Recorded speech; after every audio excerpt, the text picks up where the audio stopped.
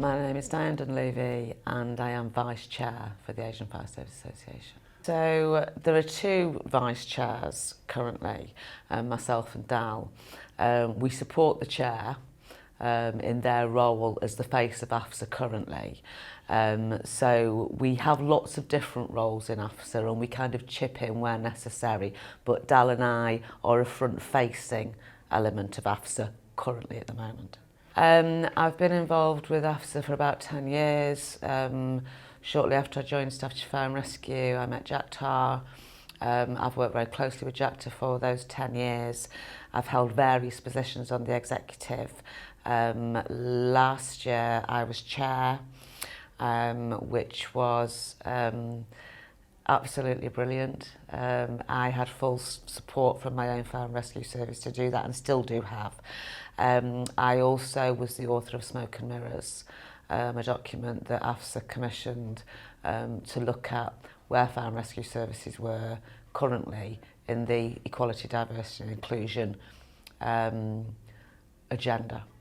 Currently, the document was submitted to the Home Office last spring.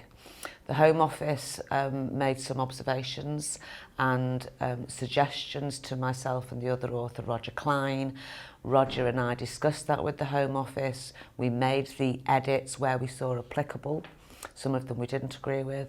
That's gone back to the Home Office, and Jim Fitzpatrick MP has offered to launch that within the House of Commons, and yesterday the MP for Slough also said he would support that launch. So currently the document is with the typesetters and the designers.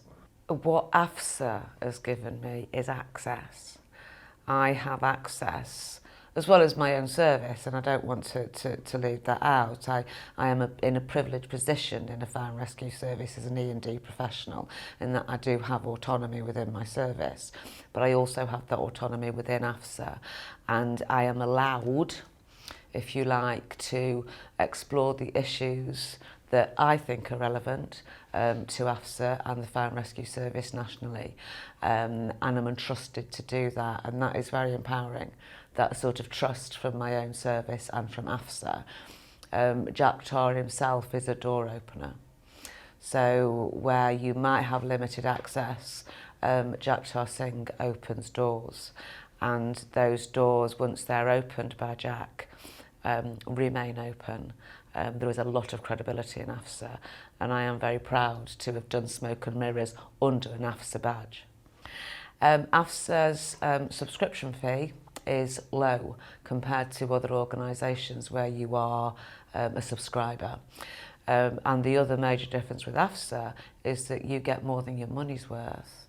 I would suggest that AFSA gives to fire and rescue services, so we don't have their badge on some of our literature.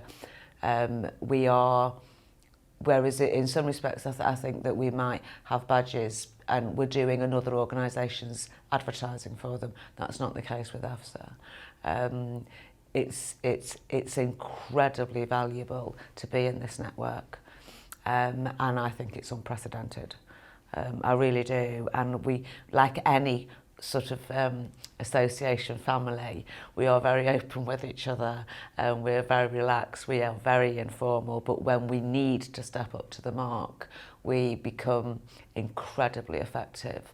So in terms of access to the National Fire Chiefs Council, the Home Office, the Fire Service College, other fire and rescue services, if you are a member of AFSA, you have that access.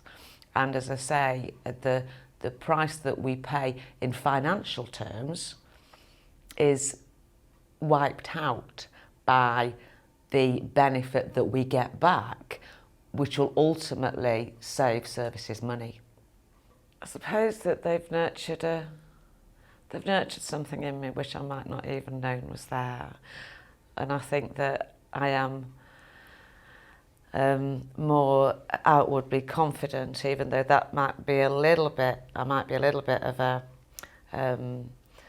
nonsense, because really I'm not confident at all, but AFSA has given me an ability to at least appear like I'm confident, and I think that nobody else has ever done that for me. And that sounds a little bit crass, but it is true. They have faith in me, and I've never felt that. I've never felt anybody or anything had that faith in me. And I believe that my AFSA executive friends, they, for some reason, I feel like I'm an imposter a lot of the time, but they have faith in me. And of course, most human beings will rise to that faith and not let people down. So I would never let them down. I am included. And as chair, it was an indication of just how inclusive AFSA is. For instance, I'm not Asian. I was the first woman chair for AFSA. I've never put a fire out. And I think that tells the rest of the fire sector and health, and of course we work very closely with health and ambulance, that we are a truly inclusive organisation, and that makes me immensely proud that we espouse inclusivity, and I am a product of that because I'm not Asian. So it is fascinating, and it is real, and it undermines a lot of the stereotyping that does occur, that the first thing that we all are is human, and we have so much in common with each other as human friends and families and cultures, and I think that is what I'm most proud of AFSA for.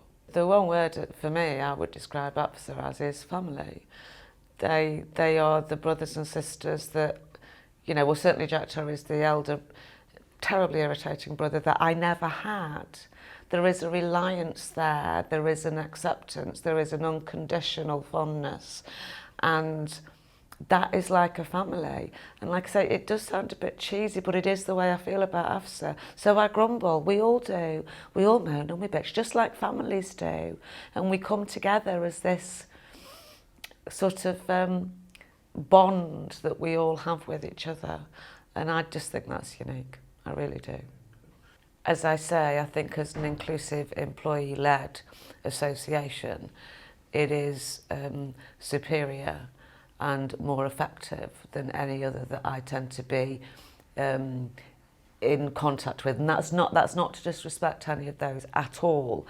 But AFSA has such a broad agenda and is so open to change, and our purpose is very clear, but we react when necessary to changes, and we're ahead of the game. And I think that other associations could learn a lot from AFSA. And I think some of that is our honesty with each other, that we kind of get the job done. And if we fail sometimes, which we do, we will put our hands up to that. So I think that's what AFSA can offer the rest of the sector when it comes to associations, that we're not a one-trick pony.